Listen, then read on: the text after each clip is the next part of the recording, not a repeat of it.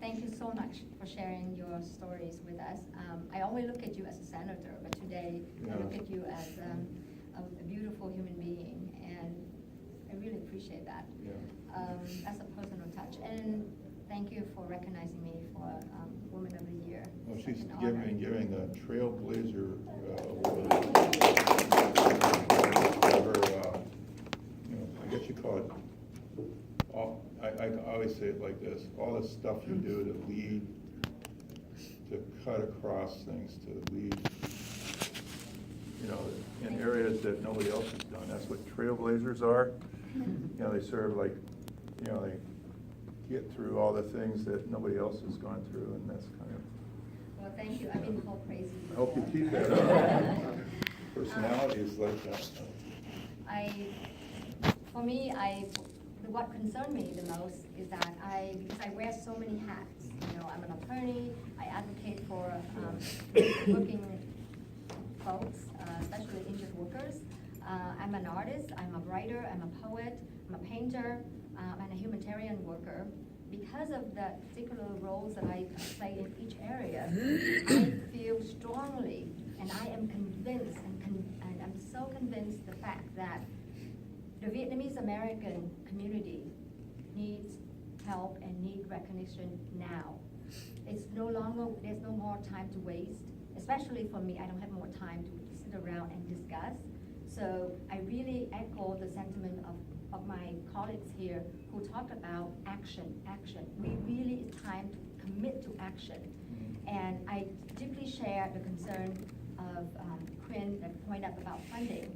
That is my number one on my agenda, is that because I was allowed to engage in running for city council, and that's where I really, for the first time in 40 years, I learned for the first time that, oh my God, we really don't have enough funding for our community. And we are not small. So you studied that? Yes, I did, and it broke my heart. Sure, the council members are too. Yes, and I'm so thankful that we have both Vietnamese Americans city councils today here with us and also representing us. It is time that we mobilize people and we put all these assessment of needs into consideration for funding, serious funding, not just think about it. I mean, we're talking about 10% of the population here. How much money that actually the state, the city, and the county invest in this population? I really want to see that number.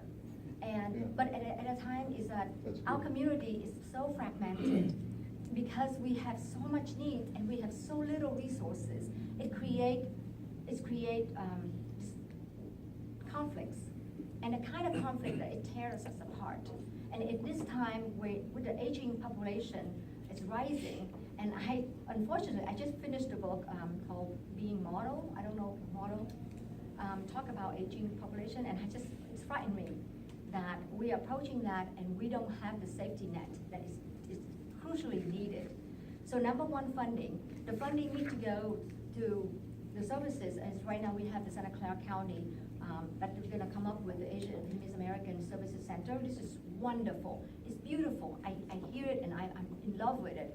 But my question is, how much money are we're talking about? You have a building, but what's other services? Are we just merely have $20,000 here, $100,000 there? Or is it going to be really echo the need that is already documented? Second is that the Vietnamese communities is not well recognized, and the identity is somewhat fuzzy to me. For the next generation, they need to feel empowered and they need to feel that they are part of this community. For my son to tell me, I don't want to learn Vietnamese because I don't want people to know that I'm Vietnamese. It just cut me in so many pieces. I need to be able to invest, we need to be able to invest in the next generation. So I am convinced that Friends of Her Foundation will pursue Leadership Academy to bring Vietnamese American youth together. And I believe strongly, and I've stated many times in other meetings, I believe our community should be empowered to help ourselves. Instead of we always have to put our hands out for charity. No, this community is strong enough and it should be to help itself. But in order to do so, we need seed funding to get that started. So instead of thinking about hiring people, what about training our youth to help the elders, training the elders to help our youth? And I really believe in volunteerism. I really believe in empower people to be involved. In Friends of Christ Foundation, we use youth all over the world. They come into our shelter, we train them, we give them the leadership skills, and then we send them out to community.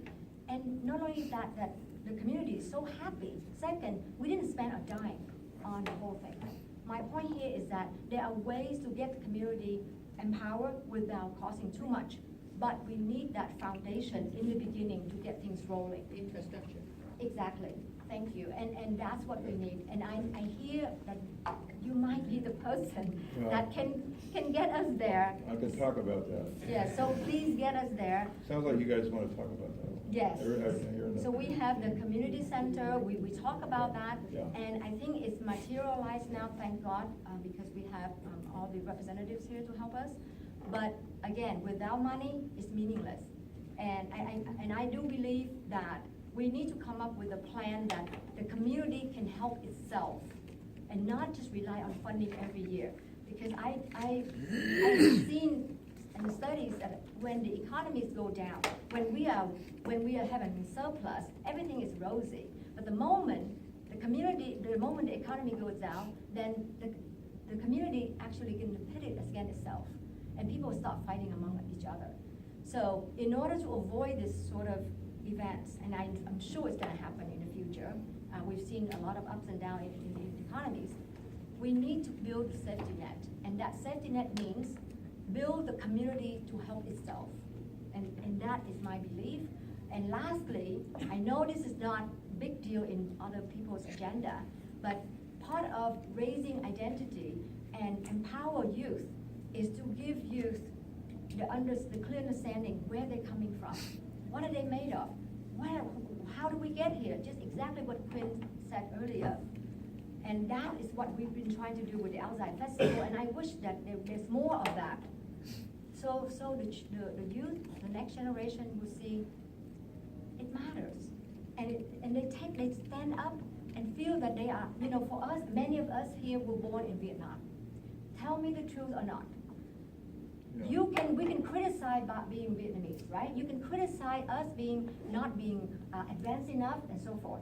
But the moment anybody who criticizes Vietnam or Vietnamese, we start having issues with that, and we start fighting back because we are very much empowered as a descendant of the Jing sisters. Am I correct? All of you would stand up and fight if somebody's insult, your Vietnameseism. But the next generation, I'm not sure they can do that. It was just called fun, by the way. They cannot do that because nobody invests in them to give them that power. So help us to get there. Okay, Thank you so much. Thank you. Great. Well, my name's Anthony, and